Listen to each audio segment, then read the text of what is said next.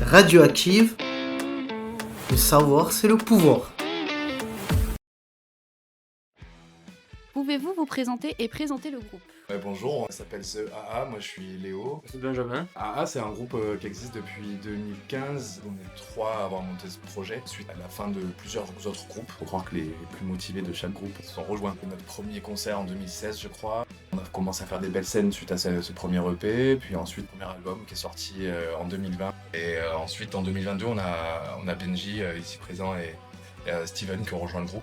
Là, on est sous la forme du quintet. J'ai rejoint le groupe avec Steven en 2022. Avant, j'avais d'autres projets sur Agen. J'avais fait une pause un peu musicale. Je connaissais du coup Robin. Et c'est lui qui m'a dit, tiens, là, on est en train de retravailler un peu le set, les sons, on a des nouveaux projets. Est-ce que ça te dirait de rejoindre le projet ? Hyper emballé. Pour commencer, on avait 2 belles dates. On avait le Garo Rock plus le Bikini. On commence à arriver à des choses agréables. Quel est votre parcours, que ce soit travail, rencontre, création du groupe ? Je suis un pur rajeunné, hein. J'ai fait Cause du Oran au collège, puis le lycée, Palissy, puis la fac à Bordeaux, et ça n'a pas trop marché, mais j'avais déjà envie de mettre un pied dans la musique. Suite à ça, je me suis formé en tant que chargé de production de spectacle, le bac à l'arrache total. Mais bon voilà, c'est quand même possible. Si on sent au fond de soi que l'essence à continuer à faire de la culture, faut pas hésiter quoi. Désormais, maintenant, je travaille dans le cinéma, régisseur général de tournage, et en parallèle, ça me permet de continuer à faire de la musique et d'organiser plusieurs festivals sur Agen. Moi, j'ai un parcours assez atypique aussi. Donc pareil, j'ai mal commencé parce que j'ai retapé mon bac une fois. Du coup, j'ai eu mon bac à Palissy, spécialité musique. Après, je suis parti, j'ai fait une licence en histoire de l'art à Bordeaux. J'ai un master d'œuvres d'art production d'exposition à Cahors Toulouse. Suite à ça, je suis revenu sur Agen après plusieurs stages. C'est là où j'ai rejoint du coup The AA. J'ai essayé de trouver un boulot alimentaire pour pouvoir faire de la musique à côté. Donc j'ai fait un bachelor en bac en assurance. J'ai bossé dans la banque, vendeur dans plusieurs magasins. J'ai bossé aux archives départementales.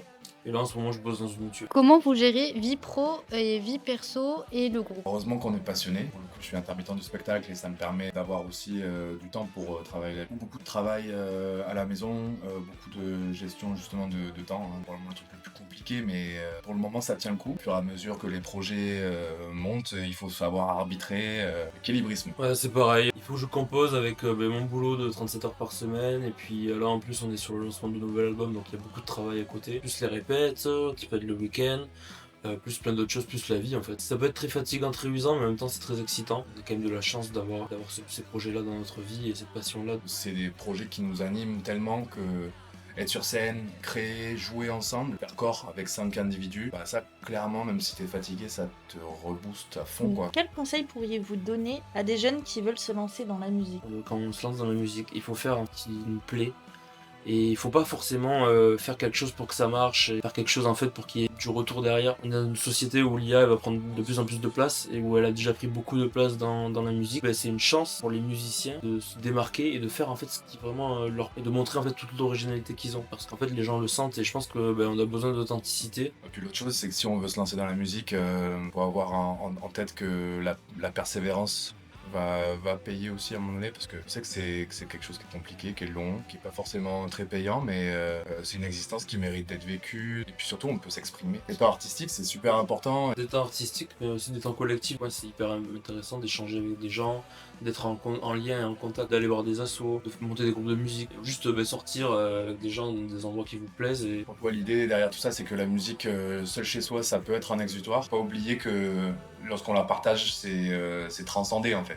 Y a-t-il des valeurs ou principes ou même des messages que vous voulez transmettre à travers vos musiques ? Des messages de solidarité, d'humanisme, ça peut aller de l'addiction aux écrans jusqu'à la solitude. Typiquement, il y a un morceau qui s'appelle Postpartum Child qu'on a sorti sur le premier album. Il parle de la dépression postpartum une fois qu'on a eu un enfant. Moi, je travaille un peu là-dessus, sur pourquoi on est sensible et pourquoi des fois ça nous bloque, mais pourquoi aussi parfois cette sensibilité peut être un sacré tour dans sa manche. pas forcément de message de clair à exprimer quand je fais de la musique, mais plus ce qui m'anime à l'intérieur de moi et je pense que les gens en fait vont y être réceptifs, et comme moi en fait quand je vais voir des artistes, et en fait c'est des choses un peu magiques et c'est difficile à expliquer. Merci d'avoir répondu à nos questions et bonne journée à vous.